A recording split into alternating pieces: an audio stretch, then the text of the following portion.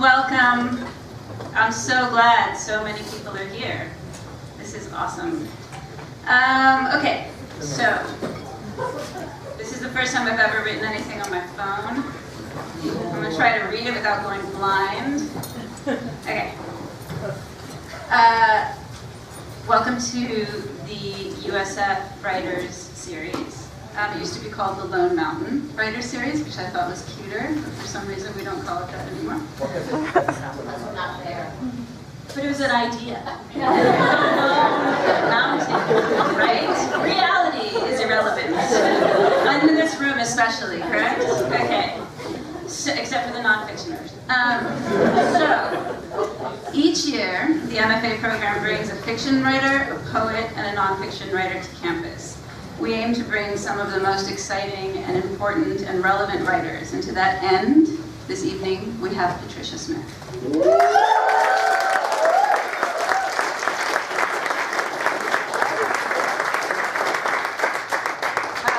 In November, we will have Jamel Brinkley, author of the short story collection, A Lucky Man. And in April, we will welcome Christina Garcia, who has written more things than I can list right now. So these events are such a wonderful addition to our curriculum, to the classes that you go to, and the community that you make outside of class. And there are some crucial people who help make these events happen. I'd like to thank them right now. Micah Ballard.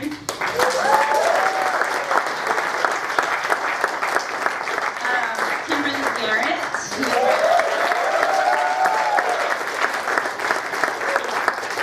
Our intern, Rihanna Hurd, who does not look like she's here, but let's clap anyway.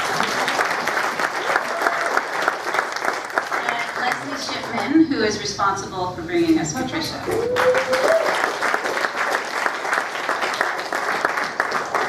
Before I pass it on to Doug Powell to introduce Patricia, I would like to just say that gathering is really important. And gathering to listen to words is really important.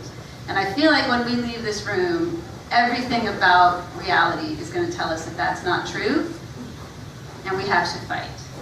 And part of the fight is showing up and listening. And so I think we're really lucky to be here in the land where speech is still somewhat free, and women can talk, and people will listen and appreciate and learn. So unbuckle, be present, welcome.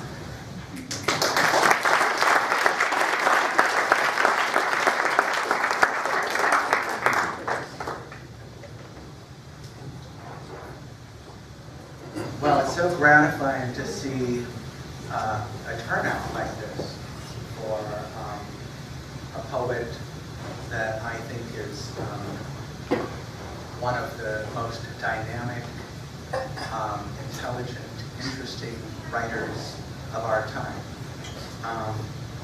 It gives me great pleasure to have Patricia here. I can't tell you all the steps we went through, but we're here. I'm thinking back to a night a year and a half ago when Patricia and I were sitting in a bar in the Shandon Hotel in Cork, Ireland, with some Jameson and some chicken tenders from a place called Hillbillies. Patricia's phone rang. The call came from Don Scher, the editor of Poetry Magazine, informing Patricia that her book, Incendiary Art, had been awarded the Kingsley Tufts Prize. She was ecstatic, elated, overjoyed. We both were. And I, for one, was not surprised, having read many of the poems in the collection, having heard her read them to entranced audiences. And when I got the book and read it cover to cover, I was even more certain that this collection was important, immediate, necessary.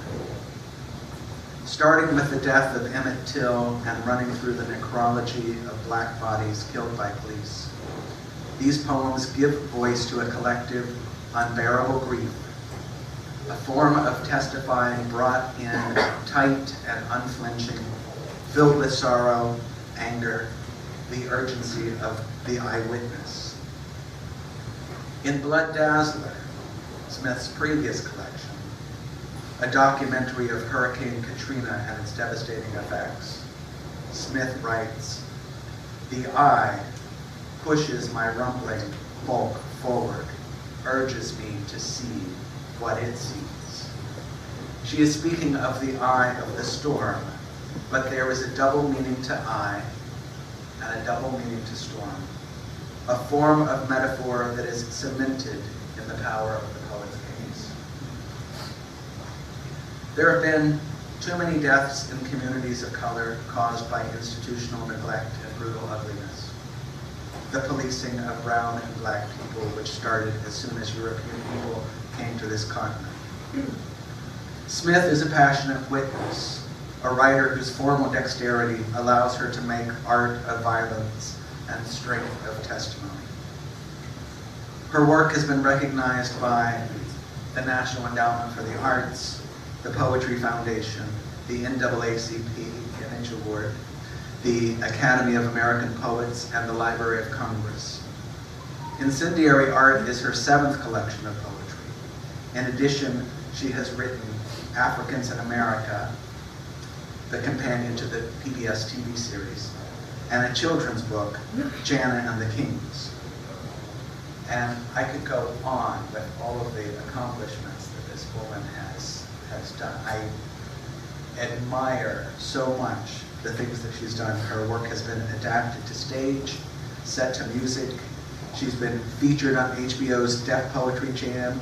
She sings, she performs. The list of accomplishments is monumental. I've heard you sing. You sing good. I believe that. Mr. Jameson, sing. The list of accomplishments is monumental. And her poetry, her art, has earned, and I mean earned, recognition and accolades too numerous to mention. Please welcome Patricia Smith.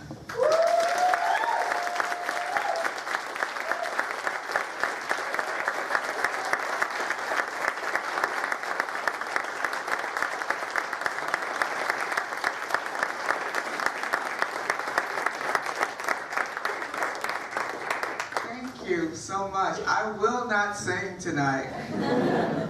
Maybe, I don't know. How's everybody doing? Good? This is great. Thank you very much, Professor Powell. Did they call you Professor Powell? I can't even. They call me Doug. They call you Doug. Good, good, good. Thank you so much.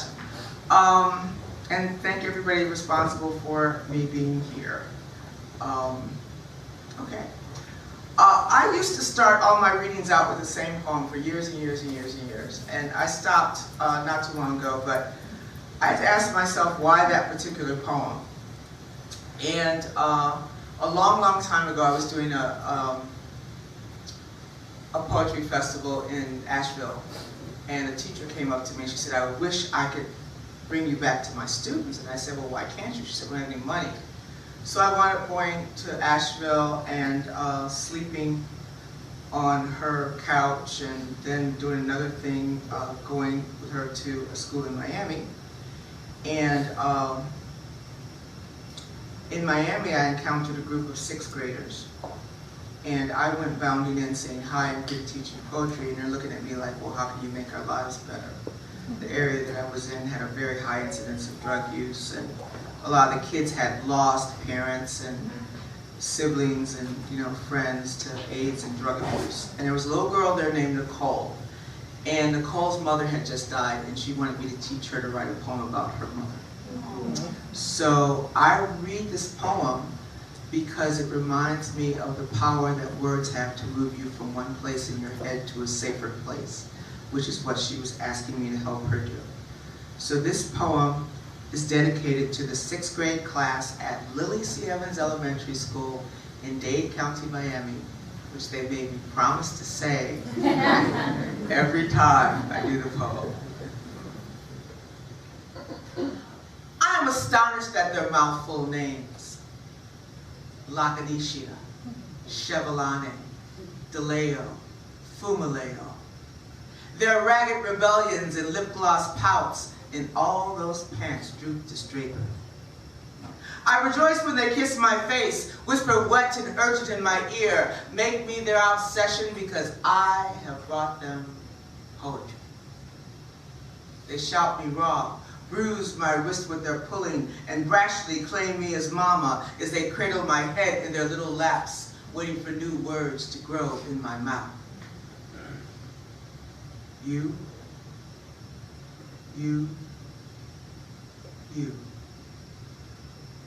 Angry, jubilant, weeping poets, we are all saviors, reluctant hosannas in the limelight, but you knew that, didn't you? So let us bless this 6th grade class. 40 cracking voices, 40 nappy heads, and all of them raise their hands when I ask. They have all seen the Reaper, grim in his heavy robe, pushing the button for the dead project elevator, begging for a break at the corner pawn shop, cackling wildly in the back pew of the Baptist church. I ask the death question, and 40 fist punch the air. Me! Me! And O'Neill, matchstick crack child, watched his mother's body become a claw. And 9-year-old Tico Jefferson, barely big enough to lift the gun, fired a bullet into his throat when Mama bended his back with a lead pipe. Tamika cried into a sofa pillow when Daddy blasted Mama into the north wall of their cluttered one-room apartment. Danya's cousin, gone in a drive-by, dark window, click, click, click, gone, says Danya, her tiny finger a barrel, the thumb a hammer. I'm astonished at their losses.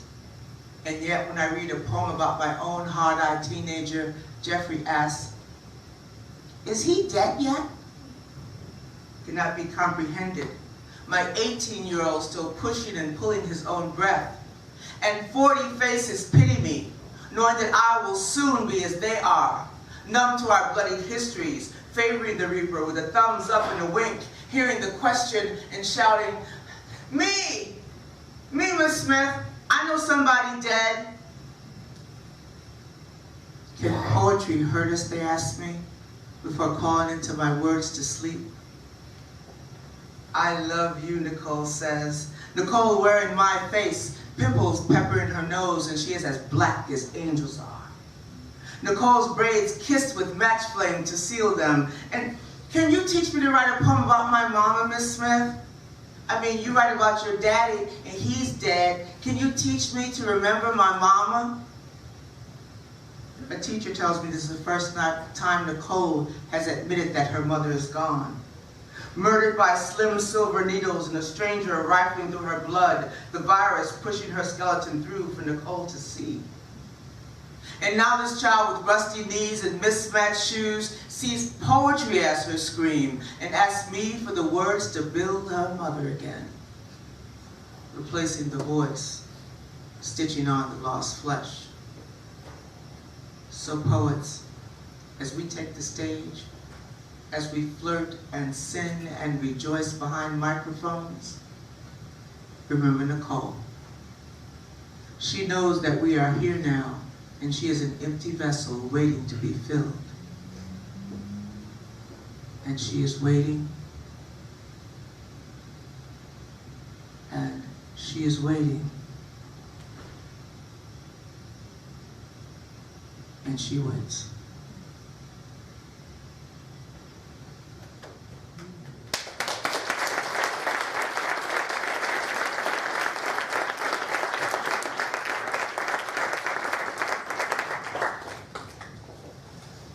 I was talking at dinner about what I was going to read, and I think my dinner companions were a little upset and anxious when I said, I don't have any idea what I'm going to read. I have to kind of get in and I feel you, and you send things to me and I send things back, and there's this whole kind of cosmic conversation going on. I teach at the College of Staten Island, or Satanic Island as I like to call it. And I teach people, I kind of have to trick them into writing things. So I go into my poetry class one day, and I go, oh, it's the day of the final. And I come in, and everybody's all slumped over, and they're, you know. And I say, good news, no final. Yay, yay, they carried me around on their shoulders for a while. And I said, but I have something else I want you to do. So then I asked them what their most difficult age was. You guys, what's your most difficult age? Right now, 47. Yesterday, what? 15? 13? 17 was rough? The consensus of my class was 13. When you think about 13, if you have skin at 13, something is wrong with it. Okay. And there's this whole kind of nether region thing going on. Boys' voices are cracking. It's awful. So I said, here's your new final. I want you to write a poem about being 13. I want it to be 13 stanzas, 13 lines each stanza, 13 syllables each line. Don't you wish you were in my class? So anyway, that was their final. And I don't do anything, I don't give my students anything like that unless I do it myself. So I wrote mine, and of course mine was very different from theirs because I'm so much older, but there were some things that were there was some universal misery, you know? So I'm not going to read all 13 of these, I'm just going to read a few. All right? I don't believe it. I always read this first one, and I always say I don't believe I'm reading it. 13 ways of looking at 13. 1. You touch your forefinger to the fat clots in the blood, then lift its iron stench to look close, searching the globs of black scarlet for the dimming swirl of dead children. You thread one thick pad's cottony tail, then the other, through the little steel guides of the belt. You stand and lift the contraption, press your thighs close to adjust the bulk, then bend to pull up coarse white cotton panties bleached blue, and just to be safe, you pin the bottom of the pad to the shredding crotch of the Carters. Then you spritz the guilty air with the cloying kiss of FDS. It's time to begin the game of justifying ache. Time to name the mystery prickling that's right in your skin. You're convinced the boys can smell you, and they can. 2. Right now, this Tuesday in July, nothing's headier than the words, sheen, manageable, bounce. Squinting into the smeared mirror, you search your head for them. You probe with greased fingers, spreading paths in the chaos wide enough for the advertised glimmer to escape, but your snarls hold tight to their woven dry confounding. Fevered strands snap under the drag of the wiry brush, and order unfurls, while down the hall, Mama rotates the hot comb in a bleary blaze and smacks her joyful gum. Still, TV bellows its promise. You witness the pink snap of the perfect neck, hear the impossible vow. Shampoo with this, sheen, bounce. Her corn silk head is gospel. It's so true. Come on, child. Even your mother's calling you burns. 3. Miss Stein scribbled a word on the blackboard, said, who can pronounce this? And the word was anemone. And from that moment you first felt the clutter of possible in your mouth. From the time you stumbled through the rhythm and she slow smiled, you suddenly knew you had the right to be explosive, to sling syllables through back doors, to make up your own damn words if you needed them. All that day, sweet anemone, tangled in your teeth, spurted sugar tongue, led you to the dictionary where you were assured that it still existed, to the cave of the bathroom where you warbled it and bounced echo, and finally, convinced you owned that teeny gospel, you wrote it again and again and again and 4. Trying hard to turn hips to slivers, sway to stutter. You walk past the Sinclair station where lanky boys, dust in their hair, dressed in their uniforms of oil and thud, rename you pussy with their eyes.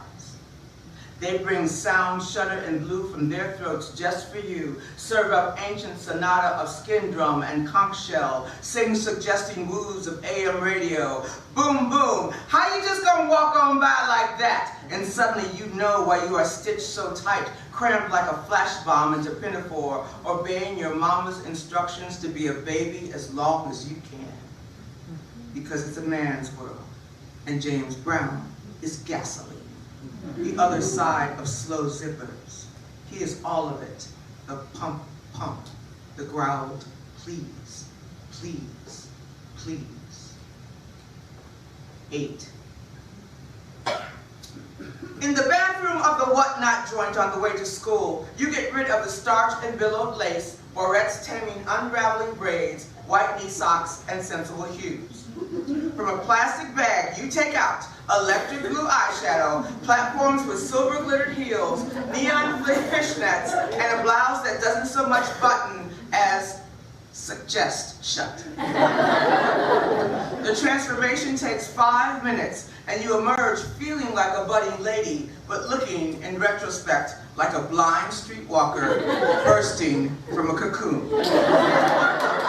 This is what television does. Turns your mother into clueless backdrop, fills your pressed head with the probability of thrum. Your body becomes just not yours anymore. It's a dumb little marquee. 9. With your bedroom door closed, you are skyscraper bouffant, peach foundation, eyelashes like upturned claws. You are exuding ice. You are pinched all over by earrings. You are way too much woman for this room. The audience has one chest, a single shared chance to gasp. They shudder, heave, waiting for you to open your mouth and break their hearts. Taking the stage, you become an S. Pour 8 into hip swings. Tisk, tisk, as the front row collapses. Damn, they want you. You lift the microphone. Something illegal comes out of you. A sound like titties and oil. I don't know if I wrote that. It's like I wrote that, and I went back to it and said, yeah, that's right, titties and oil. Mama flings the door open with a church version of your name. Then you are pimpled, sexless, ashed, and double Dutch knees. You are spindles. You are singing into a hairbrush.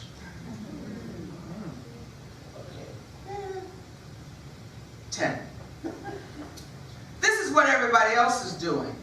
Skating in soul circles, skinning shins, tongue kissing in the courtroom, skimming alleys for Chicago rats, failing English, math, crushing curfew, lying about yesterday and age, slipping Woolworth's bounty into an inside pocket, sprouting breast. Here's what everybody else is doing. Sampling the hotness of hooch, grinding under blue light, getting turned around in the subway, flinging all them curse words, inhaling a quick supper before supper, fried up in hot Crisco and granulated sugar, sneaking out through open windows when the night goes dark, calling mamas bitches under their breath, staying up till dawn to see what hides. Here's what you are doing. Reading.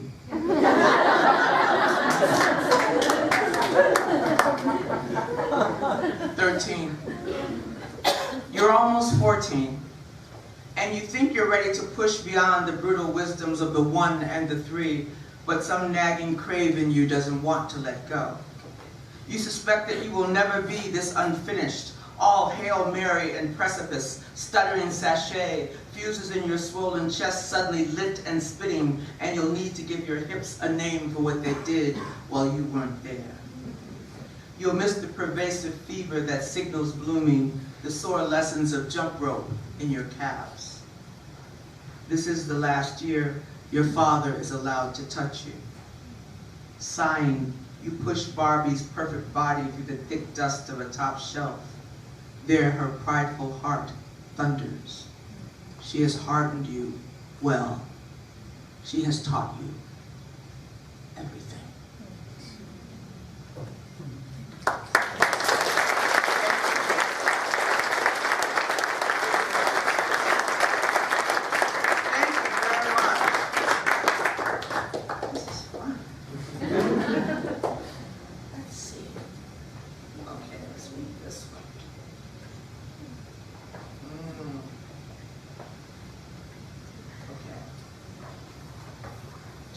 So, everybody okay?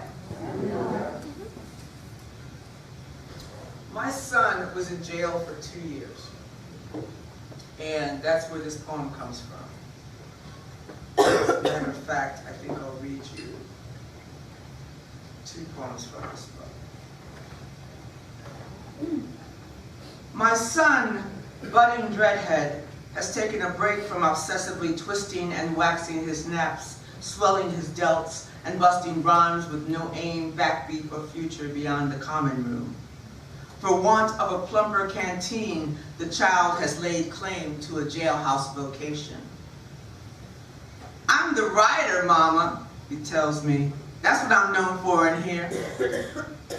In my kitchen, clutching the receiver, I want to laugh because my son has always been the writer, muttering witness to the underbelly, his rebel heart over-thumping, his bladed lines peppered with ready market gangster swerve and cringing in awe of themselves.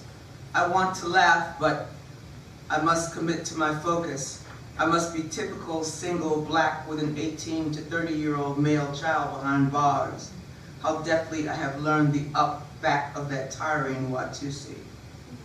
I guess it's a poem, he'd mutter. So you can throw it away if you want. And I'd ache at what he'd done, the bottoms he'd found, the clutch he claimed on what refused to be held, the questions scraped from surface. What are you, child?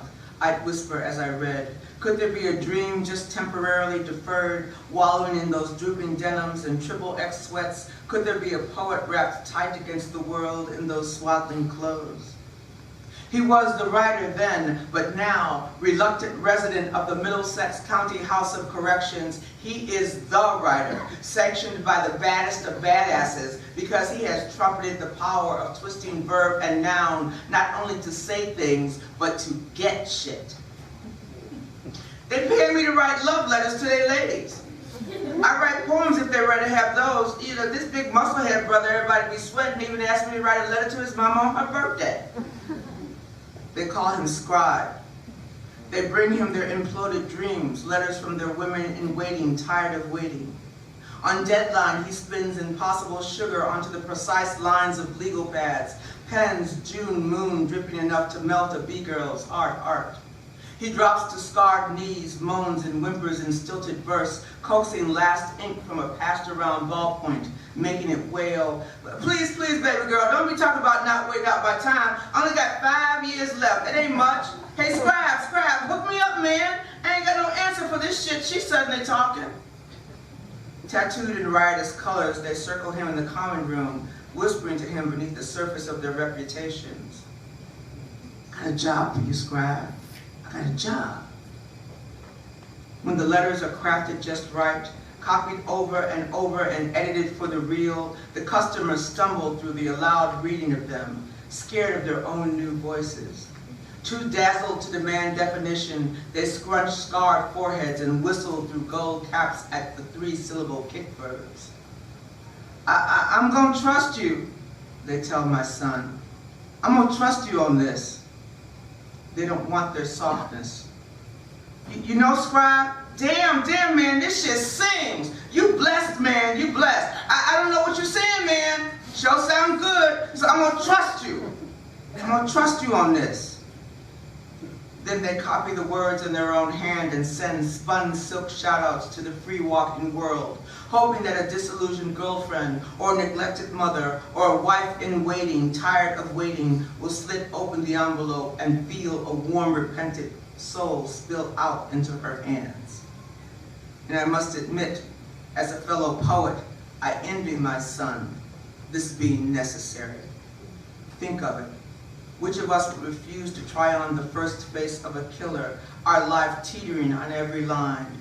Wouldn't we want to craft a new front for everyone just once, to rewrite one moment of a life story, to beg for mercy on behalf of someone who has never known life on his knees? And at the end of our flowery betrayal, that white, hot moment of no sound, in the steamy pocket of it, all we need is one person rising up slow, full of spit and menace, to say, okay, I'm gonna trust you on that one. I'm gonna have to trust you on that.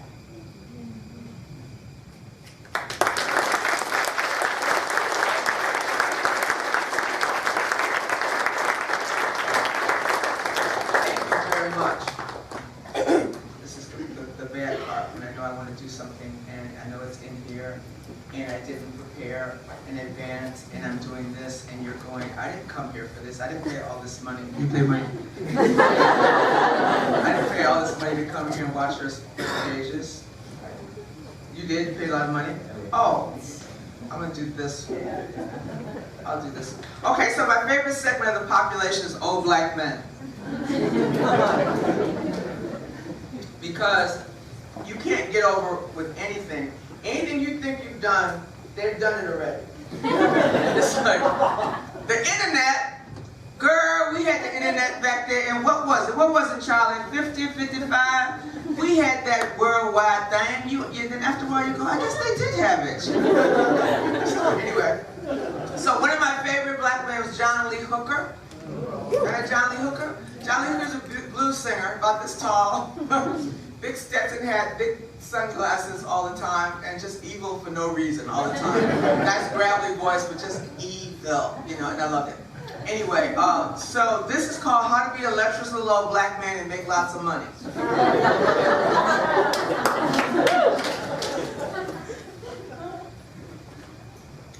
First, you got to get the blues. This is easy if you are a person of any gender and possess a pulse, a cheating lover, a stalking ex-lover, a used Yugo. You remember Yugos? Okay. A used Yugo, a pumping heart, an empty wallet, a half-dead dog, an empty refrigerator, one last cigarette butt, a good memory, a nosy mama, a lonely room, a quick trigger, roving eyes, an addiction to whiskey, nothing but the clothes on your back, a Jones for your neighbor's wife, a Jones for your wife's neighbor, a positive test result, an itching to leave, an itching to stay, or any itching where there shouldn't be one. Rub your hands slow over your body, feel the valleys and the wrongs. Let misery chomp your spine toward collapsing. Let it fold your whole self double. Then you can walk like John Lee Hooker do. Click shuffle, bent over, nose to the ground, wearing a cocked brim felt fedora that wouldn't dare fall off. Then you can think like John Lee do. I'm old as Victrola. Gotta buy a bottle of Mrs. Butterworth if I want to feel a woman. But I can still sing better than you.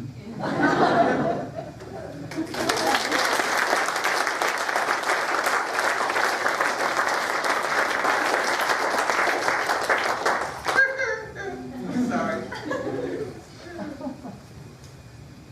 Okay. All right. Church.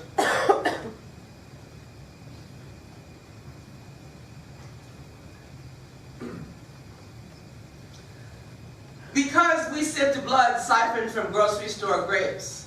Because matrons squinted at the dim, crackling pages of hymnals. Because we obediently warbled exactly what we found there.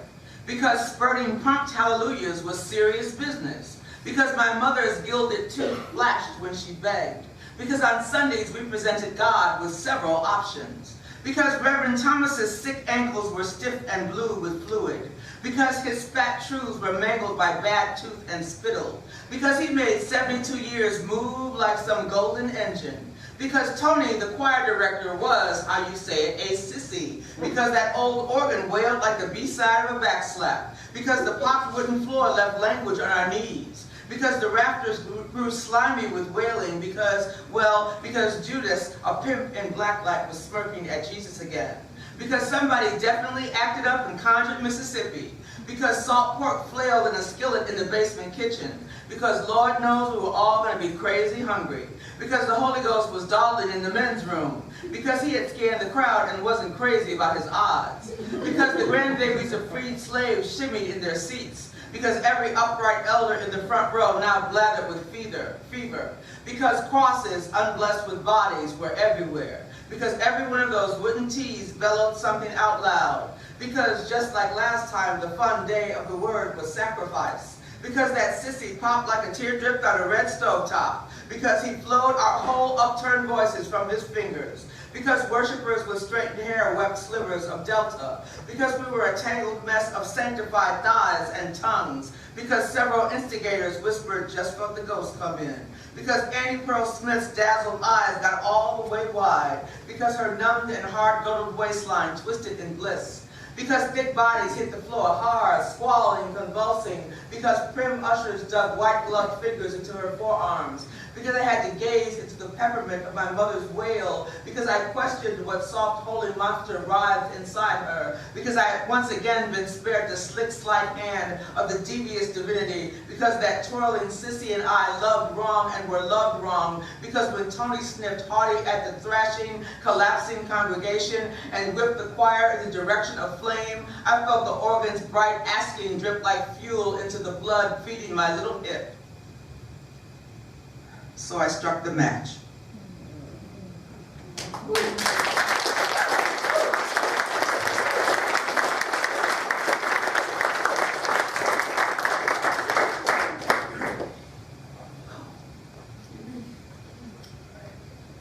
So I'm a daddy's girl, I'm an only child, and I'm so my father's baby. My mother and I don't even know each other, we're just like, after my father died, my mother was, all of a sudden told me all these stories about my dad. She said, do you know what your father wanted to name you? And I said, no, what? She said, Jimmy Savannah. And I said, do you know what a cool poetry name that would be? I said my mother, well anyway, needless to say my name is Patricia Ann. I know, right, yeah. I see how excited you all are about that. Okay. My mother scraped the name Patricia Ann from the ruins of her discarded delta, thinking it would offer me shield and shelter that leering men would skulk away at the slap of it. Her hands on the hips of Alabama, she went for flat and functional, then siphoned each syllable of drama, repeatedly crushing it with her broad, practical tongue until it sounded like an instruction to God and not a name. She wanted a child of pressed head and knocking knees, a trip up in the double Dutch swing, a starched pinafore and peppermint in the sour pickle kind of child, stiff-laced and unshakably fixed on salvation. Her Patricia Ann would never idly throat the Lord's name or wear one of those thin, sparkly skirts that flirted with her knees. She'd be a nurse or a third-grade teacher or a postal drone, jobs requiring alarm clock discipline and sensible shoes. My 4 downbeats were music enough for a vapid life of butcher's shop sawdust and fatback as cuisine, for raids spritzed into the writhing pockets of a Murphy bed. No crinkled consonants or muted hiss would summon me. My daddy detested borders. One look at my mother's watery belly and he insisted, as much as he could insist with her, on the name Jimmy Savannah, seeking to bless me with the blues-bathed moniker of a ball breaker, the name of a grown gal in a snug red dress and unlaced all-stars. He wanted to shoot muscle through whatever I was called, arm each syllable with tiny weapons so no one could mistake me for anything other than a tricky whisperer with a switchblade in my shoe. I was bound to be all legs, a bladed debutante hooked on Lucky Strikes and sugar. When I sent up prayers, God's boy would giggle and consider. Daddy didn't want me to be anybody's surefire factory, nobody's callback or seized rhythm, so he conjured a name so odd and hot even a boy could claim it. And yes, he was prepared for the look my mother gave him when he first mouthed his choice. The look that said, that's it, Otis, you done lost your goddamn mind. She did that thing she does where she grows 2 full inches with righteous. And he decided to just whisper, love you, Jimmy Savannah, whenever we were alone, and rechristening me the seed of Otis, conjuring his own religion and naming it me.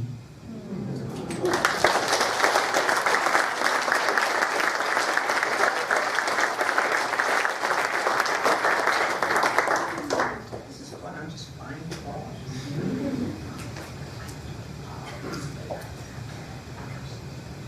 I'm going to read a couple of poems from Blood Dazzler, which is a book of poems about Hurricane Katrina. Let me tell you a little tiny story. Are we gonna have Q&A? Yes. You're not gonna read this poem while I'm reading it up. Nope, closed book. Sometimes I read in schools where everybody has a book, and I say, I'm gonna read this poem, and they all go, and I'm up on stage reading, and you're like, hello. Are we gonna have a Q&A? Yeah. We are? Okay, so I won't tell. I talk a lot in poems. All right, so in this book, for those of you who don't know, Katrina is personified. She has a number of poems in the book where she speaks as a woman, and it allows her to be angry and resentful and sad as she's watching things go on that she's the reason for. And I was really fascinated by how she grew to become a storm and what she was thinking during that time. So I'm going to read two pieces.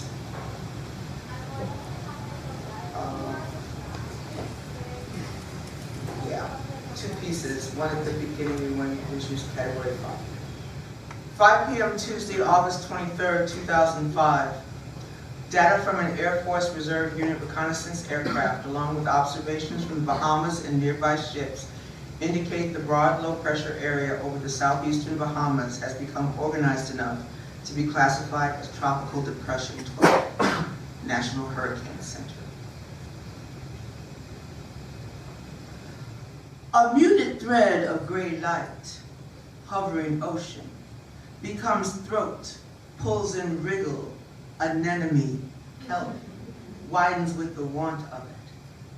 I become a mouth, thrashing hair, an overdone eye. How dare the water belittle my thirst, treat me as just another small disturbance, try to feed me from the bottom of its hand? I will require praise, unbridled winds to define my body, a crime behind my teeth, because every woman begins as weather, sips slow thunder and knows her hips. Every woman harbors a chaos and can wait for it, straddling a fever. For now, I console myself with small furies, those dips in my dawning system. I pull in a bored breath. The brine shivers. 8 a.m. Sunday, August 28, 2005. Katrina becomes a Category 5 storm, the highest possible rating. For days, I've been offered blunt slivers of larger promises. Even flesh, my sweet recurring dream, has been tantalizingly dangled before me. I have crammed my mouth with buildings, brushed aside skimby altars, snapped shut windows to bright shadow with my fingers, and I've warned them. Soft, you must not know my name. Could there be other weather, other divas stalking the cringing country with insistent eye? Could there be other rain laced with the slick flick of electric and my own pissed boom? Or could this be it? Finally, my praise day. All my fists at once. Now officially a bitch. I'm confounded by words. All I've ever been is starving, fluid, and noise. So I huff a huge sulk, thrust out my chest, open wide my solo swallowing eye. You must not know. Scarlet glare fixed on the trembling crescent. I fly.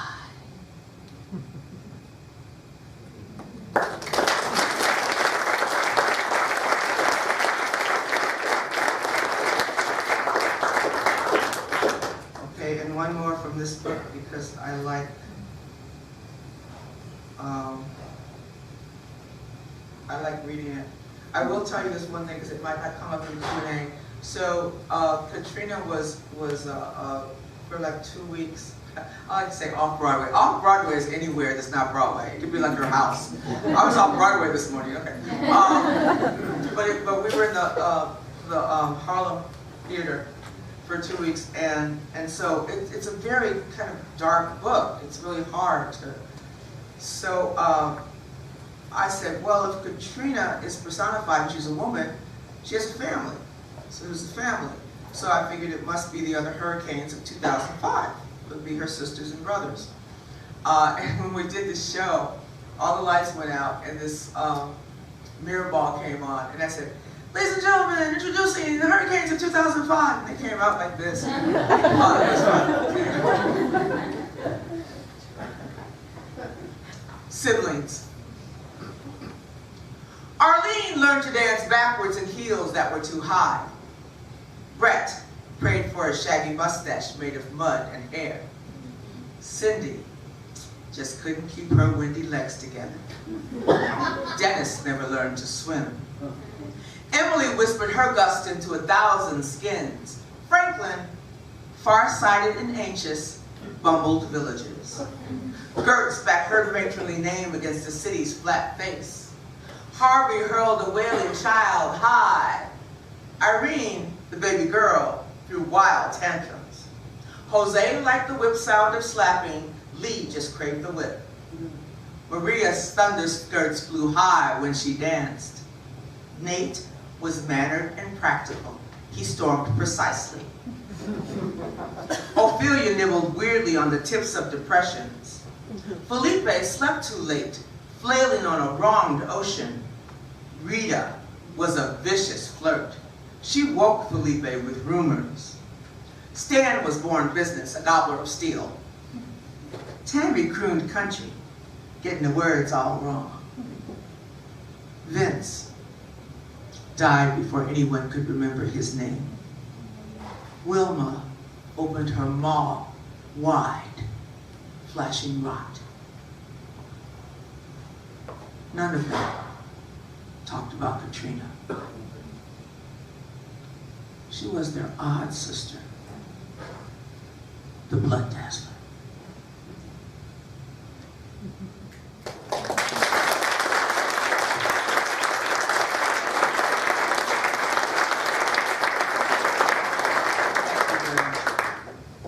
So I'm going to.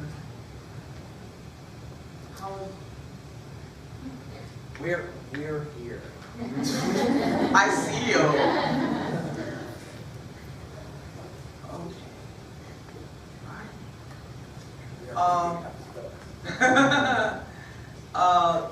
This book, this is not part of the cover. This is like a sticker. It's my face on it. It's like Urban Word in New York City made these stickers, and they made James Baldwin. James Baldwin, Erykah Badu, Chance the Rapper, and me for some reason. So I got a bunch of them, and I pissed my husband off. I just went around the house just slapping my face on it. It's mine, it's mine. It's not thrilled. Oh, anyway, I was trying to show you the cover. The book's called Incendiary Art, and I was thinking of the role of fire in so many stories about Black folks. And there was something, well, our current person in the White House, see, I'm trying to be all nonpartisan. Anyway, while he was running, there was a rally, and there was a guy at the rally who said that he was curious what happens when a body burns, and it was very obvious that he was talking about, I sure would like to burn a Black person. And so that kind of pushed me to, a lot of these poems were already in my head. But this is the title poem, and okay. The city streets are densely shelled with rows of salt and packaged hair. Intent on air, the funk of crave and function comes to blows with any smell that isn't oil. The blare of storefront chicken settles on the skin, and mango spritzing drips from razored hair. The corner chefs cue pork, decide again on cayenne, fry in grease that's glopped with dust.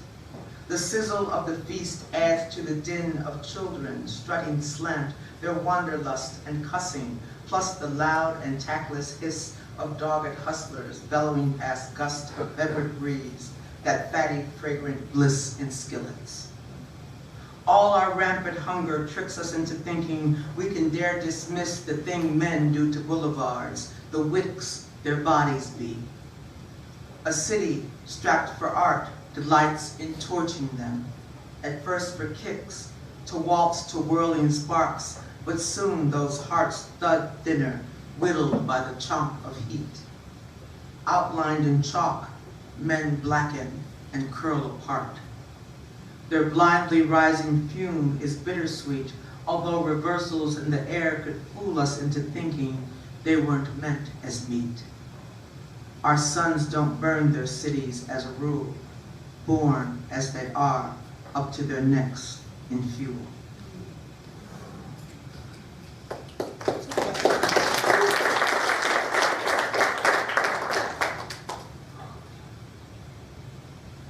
Trying not to go to, I know you guys are being really nice, but I know what it's like when somebody just reads and reads.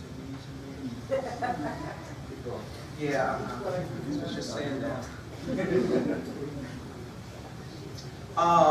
There are a number of poems, incendiary art poems in here. There's Incendiary Art Birmingham about the 4 little girls who were killed in the bombing of the church. And this is Incendiary Art Ferguson, 2014. They should have left him there to be the center of his own altar.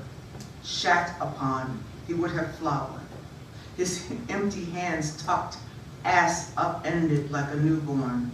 The lengthy streak of browning blood could be a sanctified walkway for the church ladies, for the pokers with their sticks, for the lawbreakers and abiders, for that new kind of worship.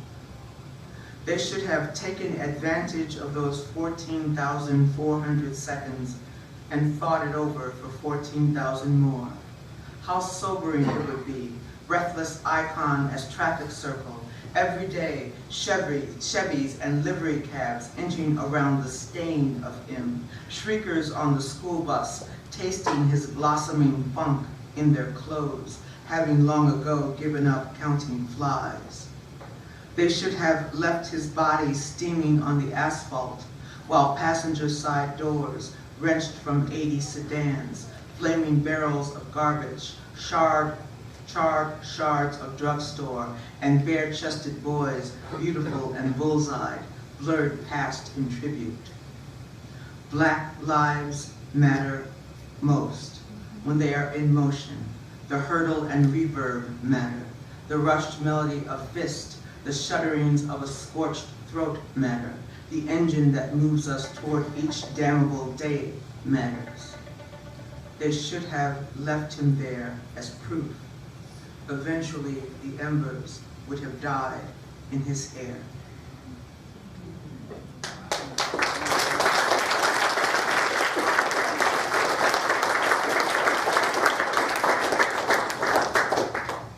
Okay, there's two. Okay, let's do this. And then that'll take 14. Okay, you guys remember Choose Your Own Adventure books? It's like, if you want Lassie to rescue Timmy from the well, turn to page 5. If you want Timmy to rot in the well, turn to page 12. And you go back to the beginning of the book and you can come up with like 4 different endings, right? So I was reading a book about, actually by Emmett Till's mother, and I started thinking about chance. It's, you know, the first thing was, they wanted to go, his mother wanted him to come to Nebraska. And he wanted to go hang out with his cousins. And she wanted him to come to Nebraska. She kept saying, Mississippi's not like Chicago, you know. And he said, no, Ma, I'll be all right. And at each step, it was this or this, you know. So I'm going to read these poems, and then I'll ask you a question, and then we'll do something. Emmett Till, Choose Your Own Adventure. Mamie Till had hoped to take her son Emmett on a vacation to visit relatives in Nebraska. Instead, he begged her to let him visit his cousins in Mississippi. Turn to page 14 if Emmett travels to Nebraska instead of Mississippi. Incessantly, his mother quotes her God while wrestling with the Plymouth's snarl and clunk. The country's hellish breath, its dank facade, conspired to make him blue and snappish, drunk with dozing. Windows blur with foliage and sweep. At roadside stops, the poison-eyed and devilish slurp their tepid cokes and gauge his spine. Pretending he's preoccupied with being from a place they can't decode and knowing what they don't, he steels his back against their hawk and spittle till the road and Mamie call. To swagger past the pack, he's learned to turn their threats to anecdote and chuckle at the squeeze that begs for throat.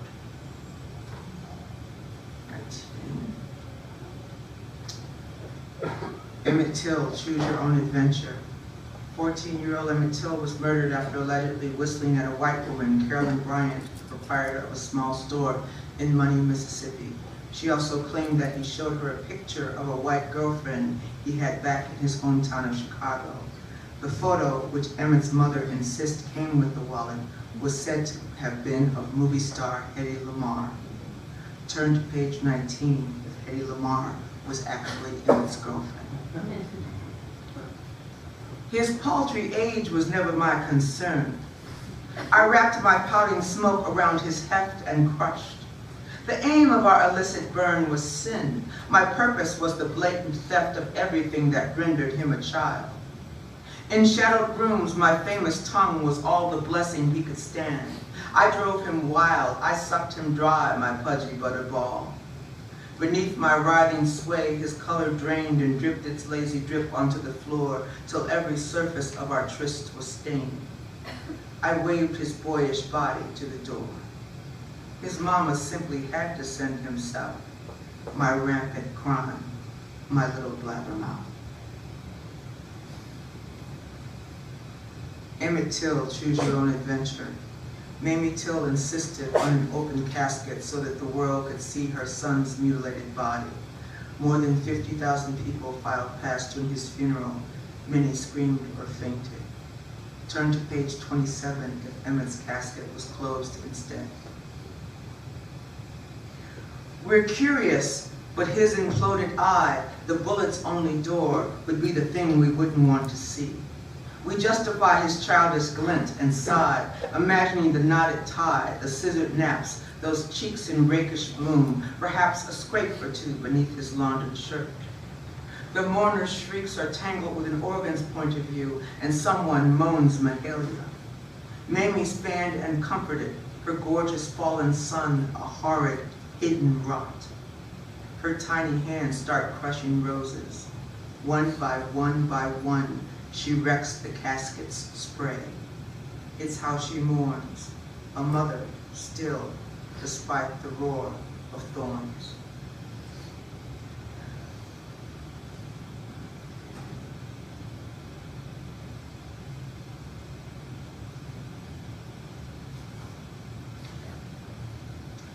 Emmett Till, Choose Your Own Adventure. Turn to page 48 if Emmett's body is never found. Our chubby grinner, just another child who ambled into mist. No tip or trace, no signs that he was hunted or reviled before he turned into a jagged space that wasn't there, then was.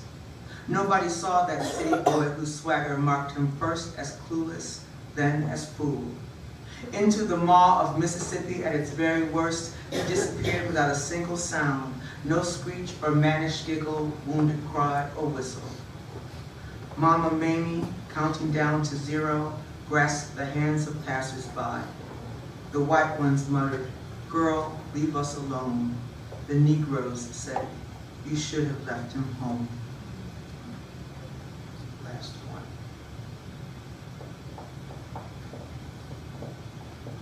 Emmett Till, Choose Your Own Adventure. Turn to page 128 if Emmett never set foot in the damn store. So our Chicago kid runs by the store instead of being wooed by chewing gum and peppermints. The steamy shop's a bore because they got better suckers where he's from. He's sworn to be remembered in this town, and so his raucous cousins egg him on to escapades much sweeter than those found in candy.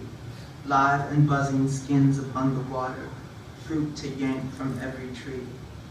He hurtles past without a second thought, without acknowledging her silent plea behind the screen, her gaze so clearly fraught with crave. Hey nigger, welcome to the South. Come slip my sugar deep into your mouth.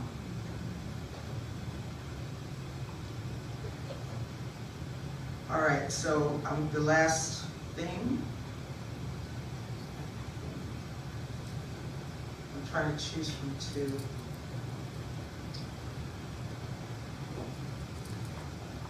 Everybody okay?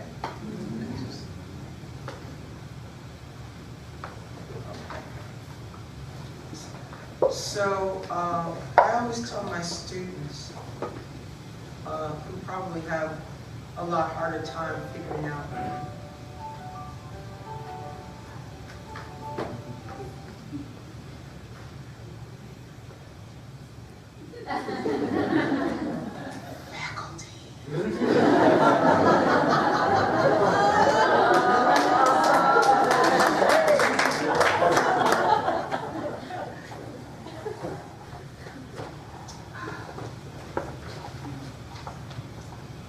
I have a real bad house music, this ringtone. It goes off in my class all the time, and they make fun of me. But that's okay, I grade them later.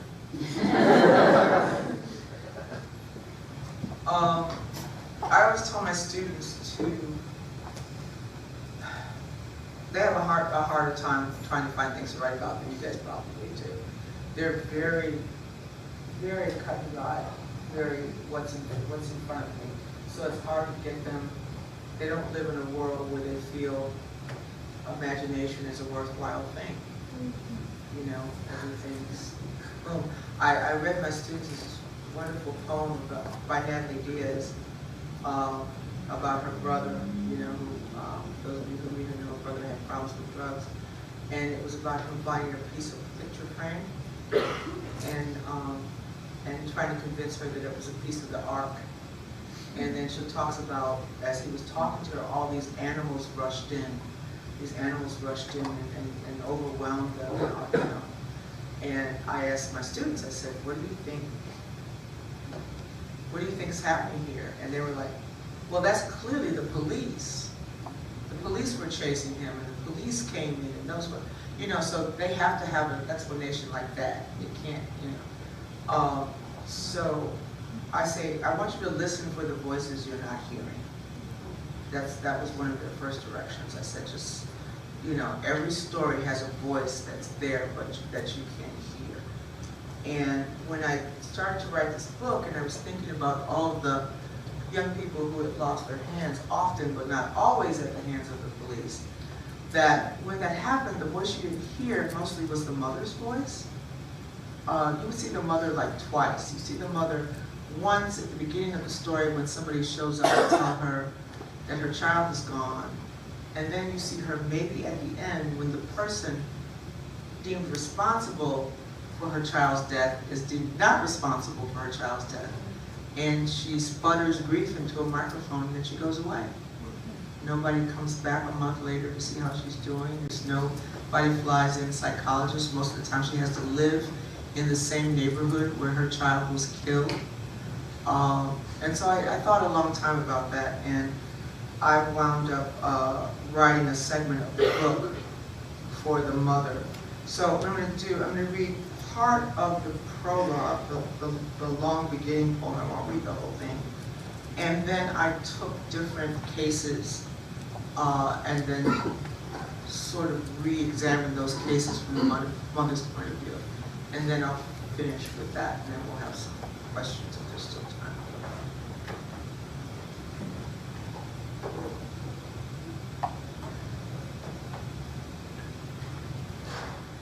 That's my son collapsed there, my son crumpled there, my son lying there, my son positioned there, my daughter repositioned there, my daughter as exhibit A there, my daughter dumped over there, my son hidden away there, my son blue there, my son dangling there, my son caged there, my daughter on the gurney there, on the slab there, in the drawer there, my daughter splayed there, my son locked down there, my son hanging there, my son bleeding out there, my son growing frigid there, my daughter deposited there, my son inside the chalk there, my daughter being bagged there, my son on the slab there, my son crushed there, my son rearranged there, my son crumbled in the door there, my daughter's neck shrinking in the noose there, my son's left eye over there, my son as exhibit B there, my son behind the wheel there, my son under the wheel there, my son slumped over the wheel there, my son, my daughter, blooded and not moving, in the doorway, on the stoop, down the block, in front of her kids, just inside the barber shop, face down in the street, outside the bodega, inside the bodega, in the back alley behind the bodega, on the videotape, a block from home,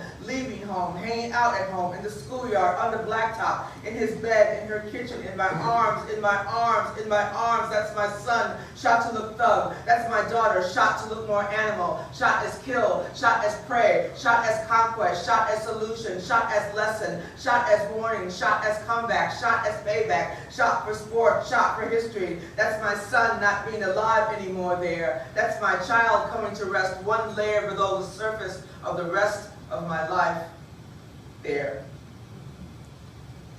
August 19th, 2014, St. Louis, Missouri. Kajim Powell, 25, was accused of shoplifting donuts and energy drinks. Police said the mentally disturbed man approached with a knife in an overhand grip. They shot him dead 15 seconds after they arrived. Video shows that Powell's empty hands were at his side. I am the mother of the darkest magician. His 1,000 limbs thrash in and out of your practice sightline. He is always behind, beside, and in front of you. He lunges for your neck while whistling on a side street 3 blocks away. Firepower throbs in every finger of his bound or idle hands. No matter where he is the leading man in the stuttering convenience store video. If he is not there, he will be. If he hasn't, he is about to. If a blade's not in his hand, it's in his hand. If his hands are up, they're clawing through his pockets for something. If he's screeching, "Don't shoot," he's clearly saying, "Please, I'm tired. Help me fall down." March 3rd, 2014, Iberia Parish, Louisiana. Police say that Victor White III, 22, shot himself while handcuffed in the back of a police cruiser. November 19th, 2013, Durham, North Carolina. Police say that Jesus Huerta, 17, shot himself while handcuffed in the back of a police cruiser. July 29th, 2012, Jonesboro, Arkansas. Police say that Chavis Carter, 21, shot himself while handcuffed in the back of a police cruiser. He reached back and found his own hands with his own hands, worked his bound fingers to set his free fingers loose, then used the shackled hand to free the other shackled hand, and the freed shackled hand, still shackled, was still bound to the other hand once both were free. Once free in the shackles, the shackled hand turned to the matter of the gun. which couldn't be there because they'd searched my baby twice. And a gun is a pretty big thing unless it isn't, unless it is dreamed alive by hands that believe they are no longer shackled. Stunned in cuffs, but free and searching, the left and right hands found a gun with a stink like voodoo, a gun that couldn't have been there, wasn't there, but was. The left-handed him used a cuffed hand, which could have been either left or right, since both were free, to root around for a trigger and fire a bullet right into his left-handed head, which was impossible, but not really, since the preferred killing hand may have preferred its shackles. The policeman, who had searched my boy twice and cuffed both his free and unfree hands behind his back before his hands found his own hands and pulled, heard no human sound at all during all that frantic magic. No fuck as my boy struggled to get his left shackled hand to do what his right shackled hand wouldn't do. No frenzied pound of run bracing foot against the door. No grunt or whoop of glee to mark all those times he slipped out of custody and in again. But they did hear the bang of the gun that wasn't there but was, just when it sent that bullet into the right side of his left-handed head. Sounds like sacrifice, they thought. Slumped, eyes cocked and undone, my child was amazed at the sweet hoodoo he had managed. Both left and right hands were shackled and free behind him. There was an eerie, perfect circle of smoke in his hair. Suicide, they both said at the very same time, and since it was odd how they had reached the same conclusion, they smiled and shook their heads. Noting the shackles, they praised their God in the light of miracle, while the boy who couldn't have done what he did, but did, bled down to zero. Guess he couldn't take it, one of the alive said to the other. He didn't mean wearing the shackles. He meant not wearing them.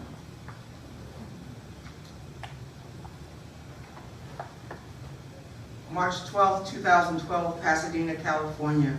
Kendrick McDade, 19, was chased and shot 7 times by 2 police officers after a 911 caller falsely reported being robbed at gunpoint by 2 black men. McDade's final words were, "Why did they shoot me?" Because walk, because upright, because Africa, because decision, because Tuesday, because loaded gun, because running, because too black, because identified, because uniform, because breathless, because unable, because America, because your mama, because Mississippi, because uniform, because Obama, because the chase, because unarmed, because convenient, because mistaken, because threatened, because ritual, because no one will miss you, because no one will miss you, nobody's gonna miss you, because beast, because innocent, because they could, because they could, because they could be, because they could, because they could, because they. I usually give my boys names anybody can remember. Scapegoat, target, perp walk, oversight. The name Kendrick so squashed his potential, he should have been victim, identify, bullseye, accident, perfect. I never had children. I just had accidents. September 14th, 2013, Bradfield Farms, North Carolina. After being involved in a traffic accident, Jonathan Farrell, 24, knocked on the door of a nearby house for help. The woman inside called the police. They arrived and shot him 10 times. My son said, "I just had an accident. I need to use the phone." She said, "You're black." My son said, "It'll only take a minute. I need to call the police." She heard, "Call the police." My son said, I know it's late, but I just had an accident." She said, 911. He said, "Oh, okay then, you'll call 911? She said, "You're black." The police said, "Is he black?" She said, "He's black."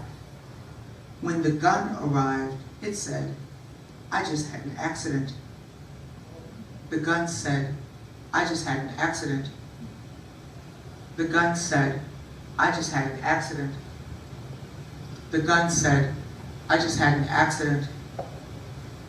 The gun said, I just had an accident. The gun said, I just had an accident. The gun said, I just had an accident. The gun said, I just had an accident. The gun said, I just had an accident. The gun said, I just had.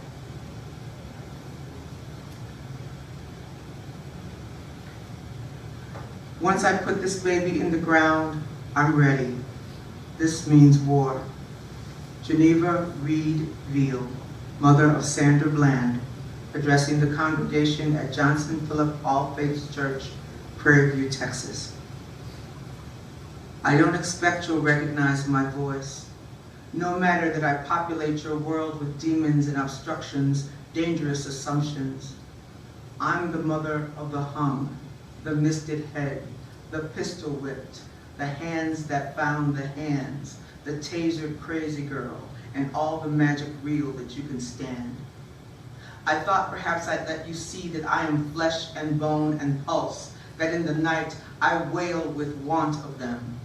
And yes, I know I entertain you, digitized, my break and fall, rewound, replayed, and tabbed. But now I fight my own collapse, that ugly twist that grief brings to my face to make you laugh. I'm here to say their bodies weren't at war with you. I'm here to say their bodies weren't at war with you. I'm here to say their wars were in their bodies. And the battlefield was always yours, was always yours, was all. Thank you.